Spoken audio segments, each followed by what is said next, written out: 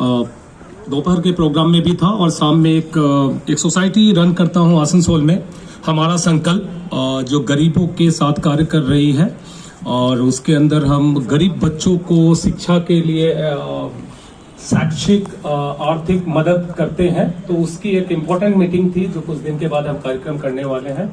इम्तियाज जी का काफी प्रेशर था कि आना ही होगा, तो मैं आ गया। और जो सब्जेक्ट हमारे पास में मिला है डाइवोर्स, अभिशाप या वरदान, तो मैं थोड़ा मिडिल पाथ में बात करने की कोशिश करूंगा कि जब भी हम कोई विवाह कहीं भी, चाहे वो भारत में होता हो, पाकिस्तान या वेस्टर्न कंट्री, कहीं भी जब शादी या विवाह होता है तो ये सोच के नहीं होता है कि हम कुछ दिन के बाद में डाइवोर्स करके उनसे अलग हो जाएंगे।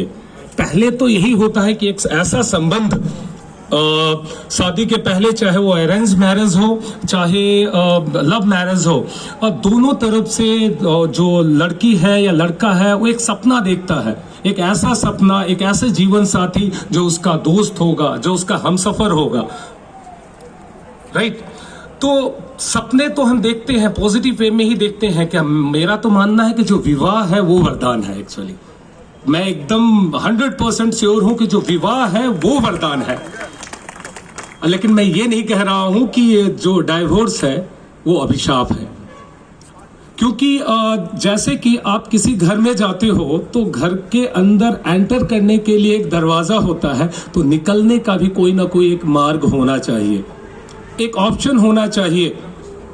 कि जैसे कि हम बोलते हैं कि जिस देशों में भूकंप आते हैं तो भूकंप से बचने के लिए कोई ना कोई व्यवस्था करते हैं। रोज भूकंप नहीं आता है, कभी कभी आता है, तो निकासी का एक द्वार होता है, एक एग्जिट द्वार होता है, एक ऑप्शन होता है आपको। तो मेरा मानना है कि जो डाइवोर्स है, अब मैं आलोक शर्मा जी की बातें सुन रहा था और ये बोल रहे थे, और बचपन से मैं भी सुनते आया हूं कि भारत देश में हम ये बातें करते रहते हैं कि जो शादी है वो 7 जन्मों का है।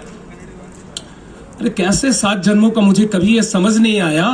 भारत में अंग्रेजों के आने के पहले तो बहु विवाह प्रथा थी, एक व्यक्ति बहुत लोगों से शादी करता था। रामायण, हमारे रामायण की बात कर लेते हैं, पहला चैप्टर जहां से स्टार्ट होता है, अयोध्या के राजा दशरथ की 3 रानियां थी। किनके साथ वो 7 जन्म बिताए हैं ये भी मैं जानना चाहता हूं।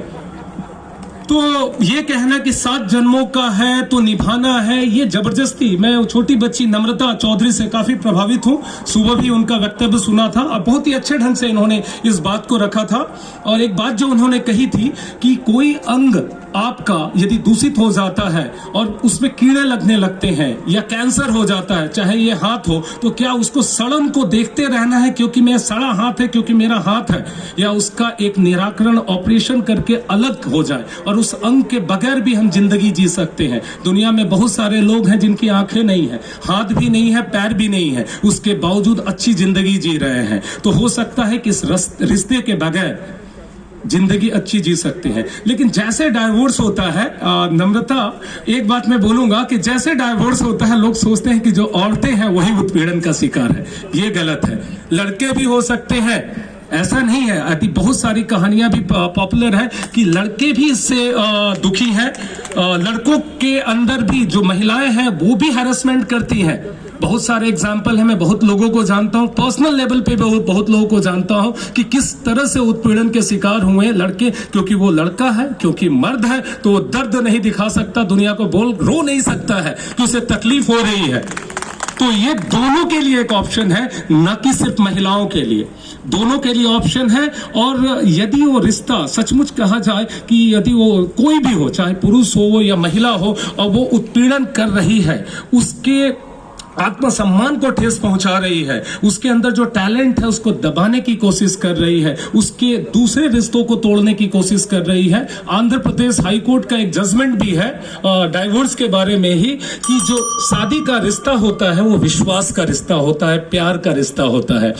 अगर ये विश्वास और प्यार रिश्ते में रह ही नहीं गया तो इस रिश्ते को हम तो विवाह तो कर नहीं सकते हैं। एक समझौता बस बन के रह जाएगा जिसमें दो प्राणी आपस में रह रहे हैं, एक दूसरे का चेहरा देख नहीं सकते हैं, सुबह एक दूसरे को गाली देते हैं या एक दूसरे को देख के सोचते हैं कि आज दिन खराब हो गया। तो ऐसे रिश्ते से तो मेरा मानना है कि डाइवोर्स का ऑप्शन अच्छा है। और भारत सरकार कम से कम कानून को कठिन की है ताकि लोगों को मौका मिले फिर से समझने का। 6 महीने से लेके 6 साल 10 साल लग जाते हैं डाइवोर्स को लेना, इतना आसान भी नहीं है। तो मेरा मानना है कि अभिशाप तो एकदम नहीं है, डाइवोर्स अभिशाप नहीं, एक अच्छा ऑप्शन है। और विवाह जो है वो अपने आप में एक वरदान है। कोशिश ये होनी चाहिए कि रिश्तों की जो जोड़ है, जो रिश्तों के अंदर में जो संबंध है वो लगातार बना रहे।